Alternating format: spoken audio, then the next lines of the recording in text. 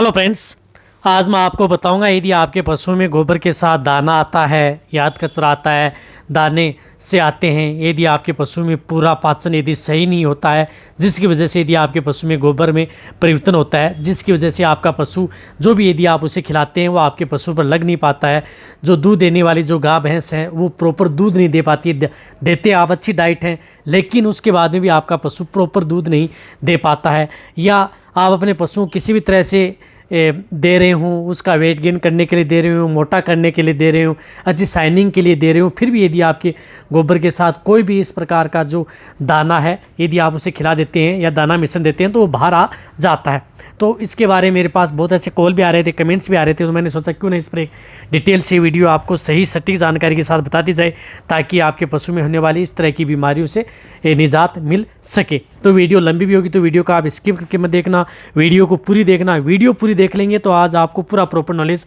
मिल जाएगा। देखो, एक तो सबसे पहले तो मैं आपको बताना चाहता हूँ कि जब भी यदि आप अपने पशुओं को कोई भी यदि दाना मिश्रण यदि आप अपने पशुओं को दे रहे हैं तो उस दाना मिश्रण में जहाँ तक हो सकता है यदि साबुदाने नहीं होने चाहिए। किसी भी तरह के दाना मिश्रण दे रहे हैं तो साबुदाने ना हो, उन्हें आप अच्छे दानेदार आप उसे करवा सकते हैं। जिस प्रकार से कई ऐसे मक्का देते हैं तो बीज ऐसे कैसे डला लेते हैं तो वो गोबर के साथ बाहर आ जाते हैं, तो उसे थोड़ा ग्राइंडर करा लेना चाहिए ताकि पशुओं में क्या है कि वो अच्छी तरह से पच सके। तो पहले तो ये बताना चाहता हूँ, इस बात का आपको ज़रूर ध्यान रखना है ताकि आपके पशु में इस प्रकार की दिक्कत न हो। रही बात यदि आपके पशु में इस प्रकार की दिक्कत हो जाती है कि आपके पशु में जो लीवर है वो थोड़ी कमज़ोर है, वह पूरा काम नहीं कर पाती है, तो उसकी वजह से आपके पशु में जो कुछ भी खिलाते हैं तो ज़्यादा पच नहीं पाता है और वो बाहर आ जाता है। तो इसके लिए आपको कौन सी इस तरह की मेडिसिन का प्रयोग करना चाहिए, जो वो आपको मेरी टेबल के ऊपर जो आपको मेडिसिन दिख रही है, इस मेडिसिन का प्रयोग करके आप अपने पशुओं में इससे इलाज करवा सकते हैं। ये कई पशुओं के अंतर्गत इसका इलाज करवाया भी है फील्ड के अंतर्गत, तभी मैं आपके लिए वीडियो लेकर के आया हूँ। देखो, सबसे पहले तो मैं बताना चाहता हूँ कि उस पशु की आप जो डिवर्मिंग है वो आप उस पशु की ज़रूर करवा लें।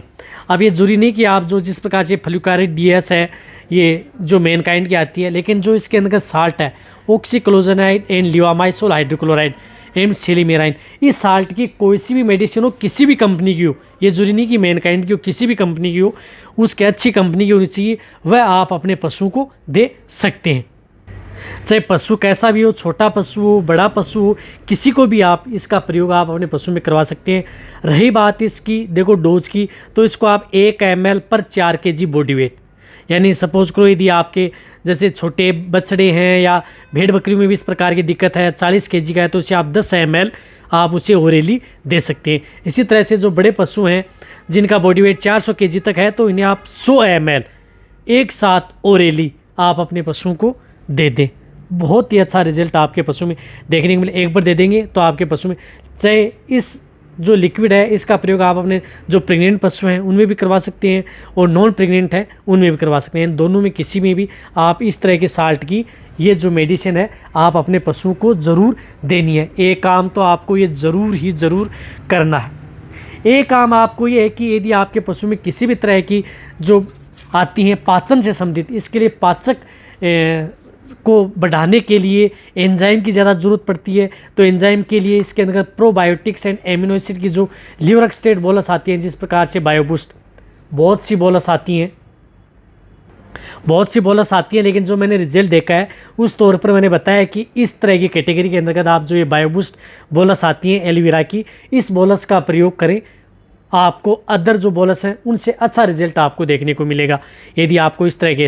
इसमें क्या करना है, आपको जैसे लार्ज एनिमल्स हैं तो इन्हें आप 2 बोलस सुबह और 2 बोलस आपको शाम को, यानी 4 बोलस आप उस पशु को पर डे के हिसाब से लगातार आपको 6 दिन से लेकर के 8 दिन तक आपको प्रयोग करनी है। इस बात का आपको जहाँ 6 से 8 दिन तक आप उस पशु को कंटिन्यूटी ये बोलस दें। रही बात ये बोलस भी यदि आपका पशु जैसे प्रेग्नेंट है या नॉन प्रेग्नेंट है तो भी आप दे सकते हैं। यदि छोटे पशु हैं, मीडियम साइज़ के हैं, यदि उनमें इस तरह की दिक्कत होती है तो इन्हें आप 1 बोलस सुबह और 1 बोलस आप शाम को दे सकते हैं। भेड़ बकरियों में ऐसी दिक्कत होती है तो इसे हाफ बोलस सुबह और हाफ बोलस शाम को दे सकते हैं